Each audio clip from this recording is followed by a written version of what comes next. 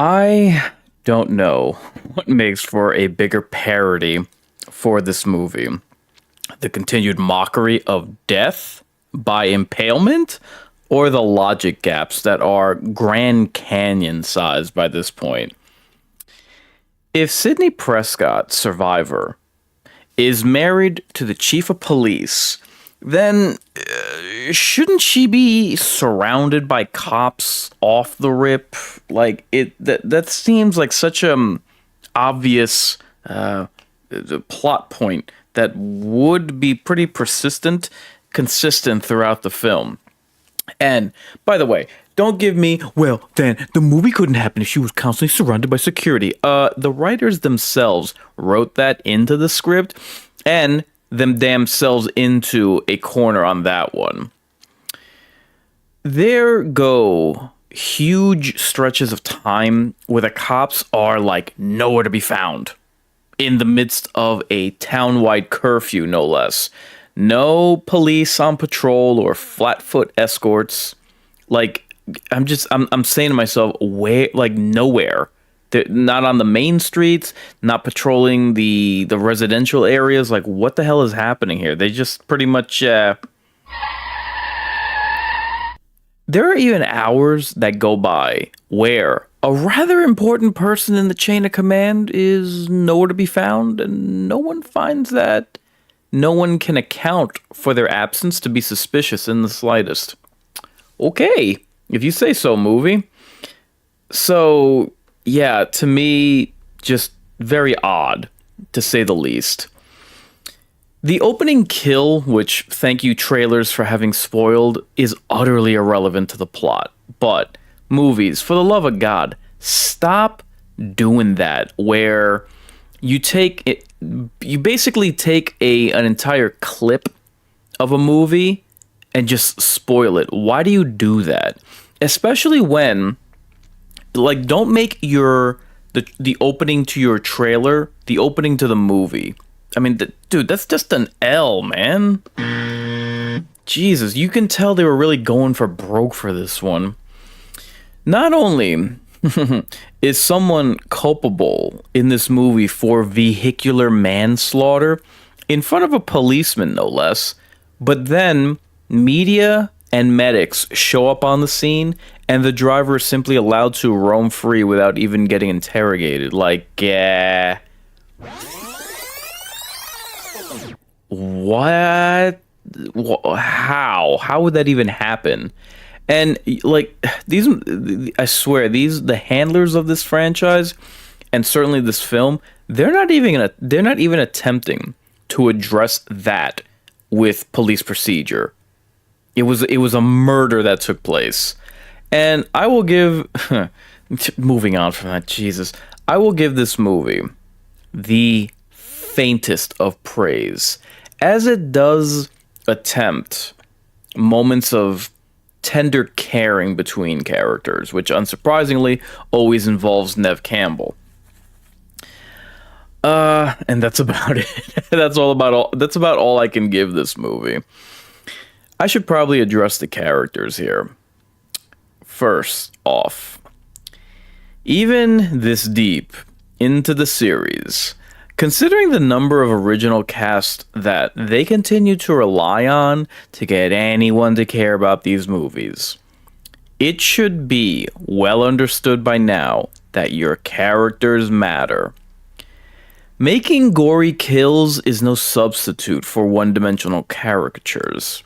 By now, these writers are actively defying giving you flesh and blood, pun intended, relatable personalities that you don't want to see die. Gail and the other sibling characters are utterly pointless to this plot. Like, again, they disappear for stretches of time. They're not essential to the plot in the slightest. They have utterly no chemistry with anybody. Like, again, considering how this movie really wants you to believe that a certain character, and you can guess who, is still alive, like, you would think that they would attempt to, at the very least, okay, we're stuck with Mindy and her brother Chad. Oh God.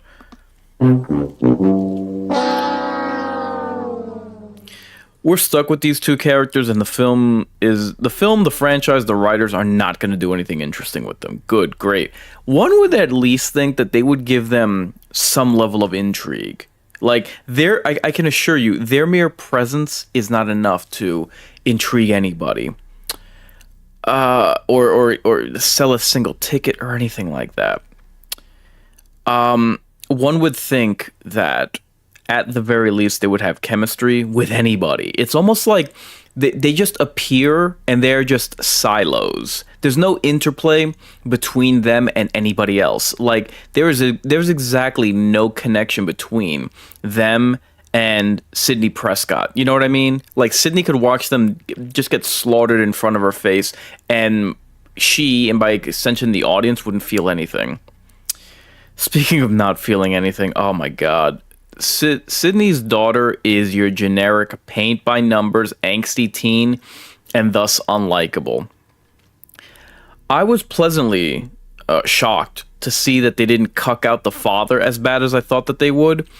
It was actually surprising watching a man fight for his family and not be shown to be a complete buffoon.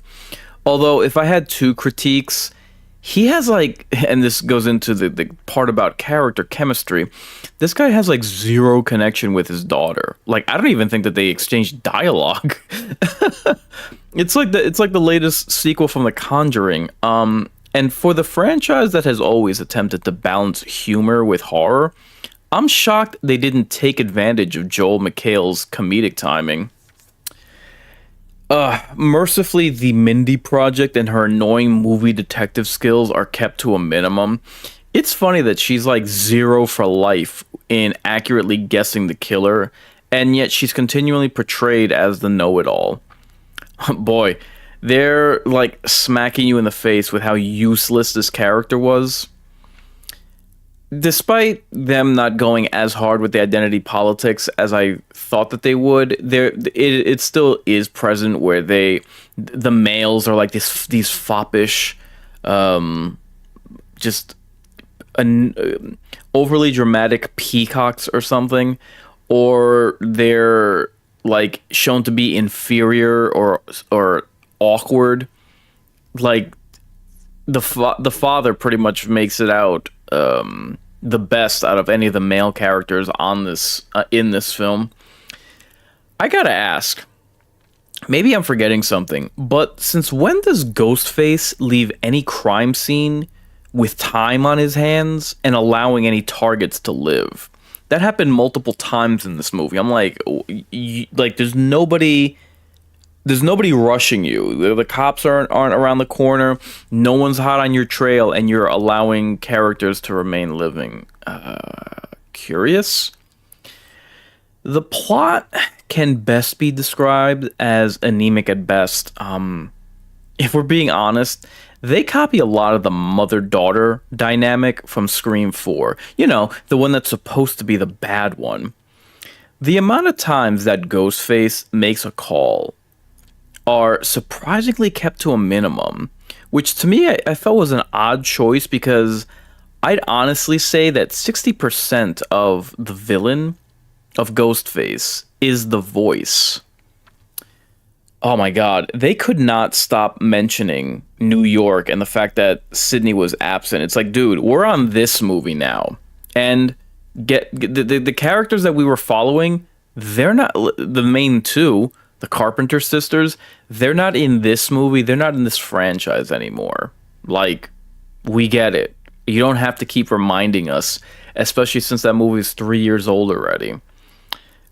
But the repetitive referencing of New York isn't half as funny as how forgettable that entry was. Gale has gone full tilt foul-mouthed trucker for this one. It was actually jarring. I'm like, geez, do you kiss your ex-husband's lawyer with that mouth? Which I guess isn't too far-fetched from the Auntie Boxwine role that Courtney Cox plays in real life. There's a scene in the movie where the old Gale shows her true face, which you're probably thinking is just her botched plastic surgery. But in all seriousness, she goes way out of line and overboard, and then the film tries to explain it away with anti-anxiety that she's been experiencing as a way for her and Sydney to bond. I was like, that doesn't... That's not how that works, folks. You don't get to cope with your baggage by disrespecting someone you call a friend for the sake of your sleazy job. I'm like, man, these people really don't know how to write dialogue or characters. The movie has apart from the plot being just bad, the movie has major pacing issues in the middle. There is one good scene in the movie that involves an actual character arc, which I was pleasantly surprised to see. Sad then that the trailers spoil it. Oh God, like, dude, what are you doing, man?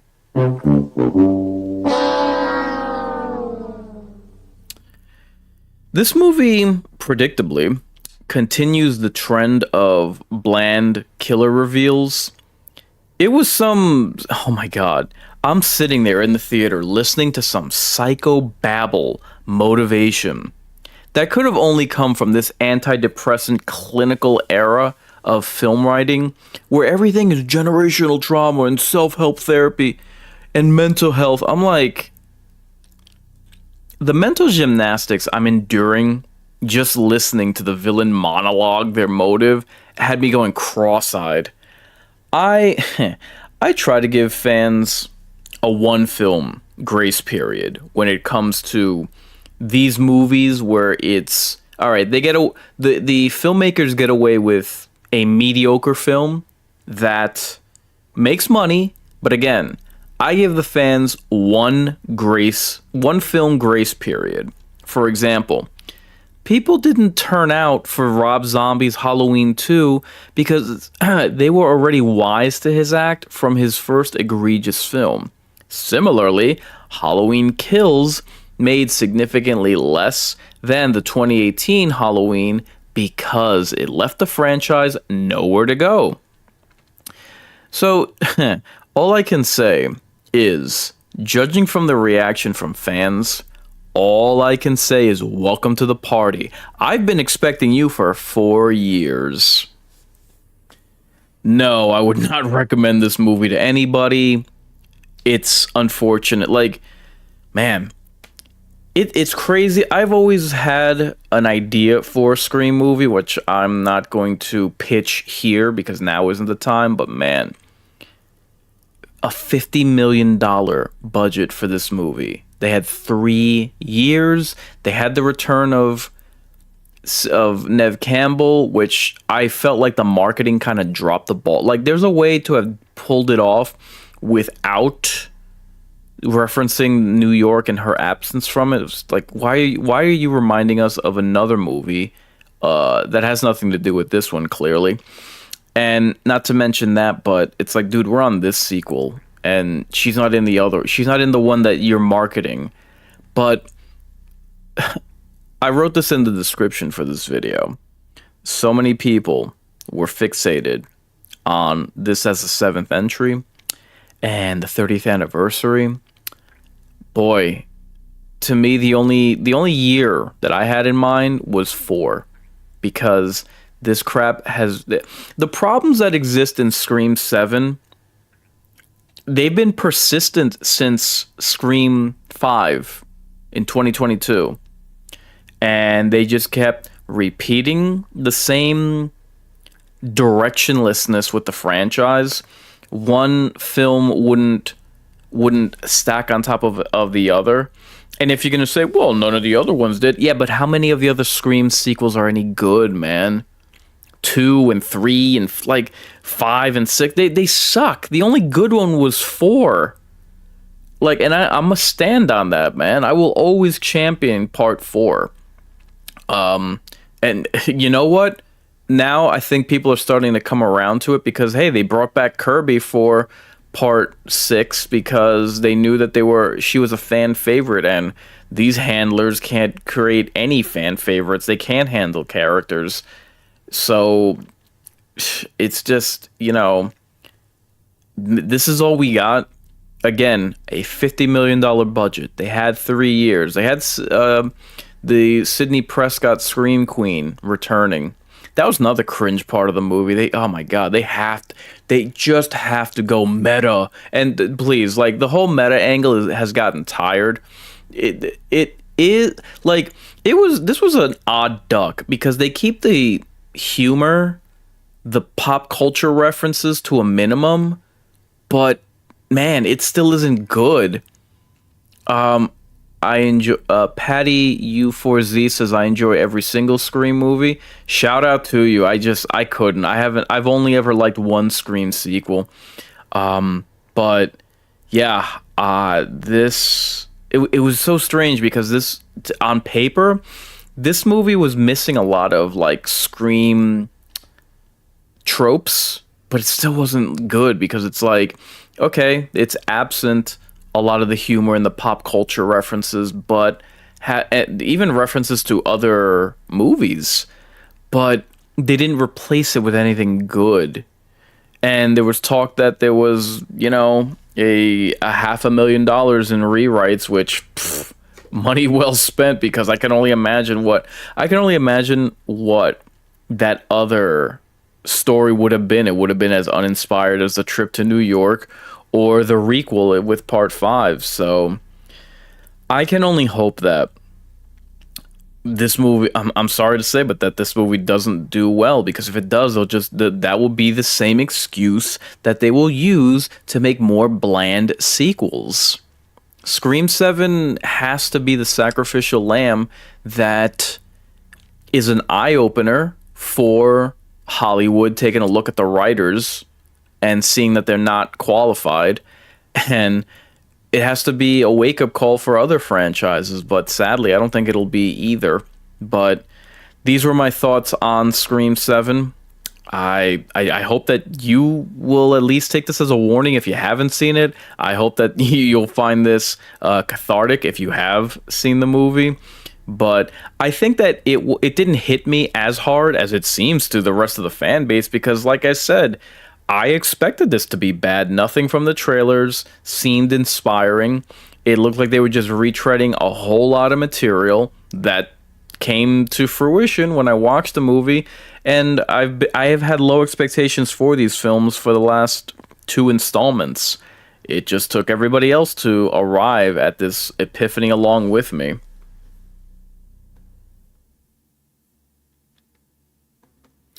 So now let's take a look at what I have on the scene for the Mind's Eye Inquisition and the Greater Mind's Eye.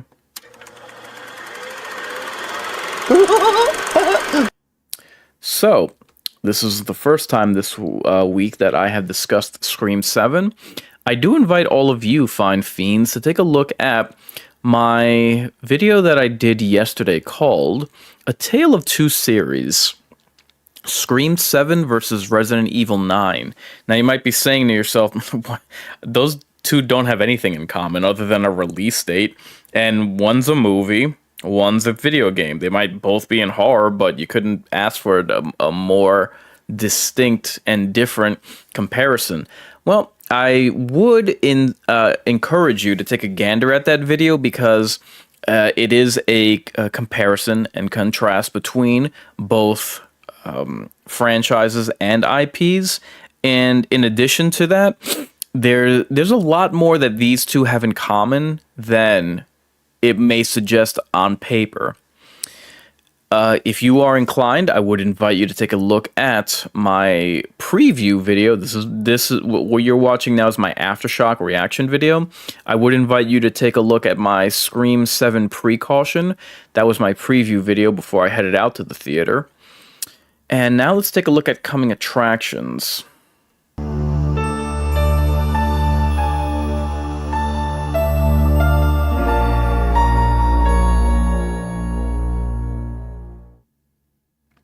So today I managed to download Chrysal, Theater of Idols, I think it's called, as well as I ordered Reanimal, which should be arriving tomorrow. So I might return to the mind games If not this weekend, then definitely next week, just because it looks like I'm going to be in for more inclement weather, and I'm going to be snowed in again, so I'm going to have time to kill, pun intended.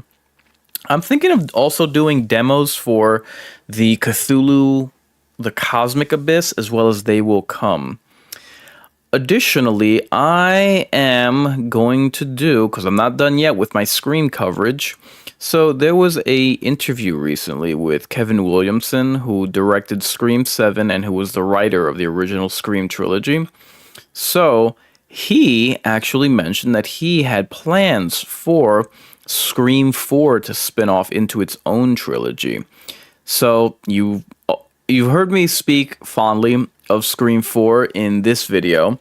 I did a watch party for it, I believe. Let me see. When did I do? That movie came out. Scream 4 came out in 2011.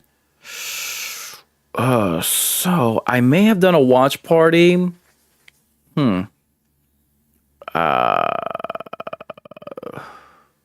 Jeez. Oh, wait. Did Scream? See, now I can't remember. Did Scream... No, I can't remember when Scream 5 came out. Let me look it up real quick. Anyway, I did a watch party for Scream... what was it? For Scream 4 back a couple years ago. I have always spoken highly of that movie just because I after having seen this movie, yeah, Scream 5 came out in 2022. So I did a watch party for Scream 4. I have always spoken highly of it. I've always described it as a good payoff, but not the best build up. That's the only thing that kind of like handicaps it, but it's still a good movie. Like, people will look at the box office, which yes was underwhelming, and then nothing else. Like the conversation just stops for them. But no, I have always championed that movie. So the fact that Kevin Williamson had ideas for Scream 4 gives me another opportunity to speak on it. So I'm going to be doing an Inquisition reaction video to his interview because I want to reiterate thoughts that I had, points that I've made about Scream 4. Because, man, if there's ever a time to clear the bad taste out of your mouth with a good Scream sequel, one that is overdue for redemption, please believe that Scream 4 is your ticket. Additionally, the one good thing going into Scream 7 tonight was seeing the trailer for Scary Movie 6. So I want to do a trailer gut reaction to that. I'll most likely do it over the weekend. Therefore, I hope you've enjoyed this video. You have plenty of content of mine recently to enjoy, as well as content on the way. I've been your horror host, Incarnate, reminding you, I ain't just a big deal, I'm the real deal. If you're resigned to your fate, time to subscribe to your fears. Warn your friends. Warn everyone.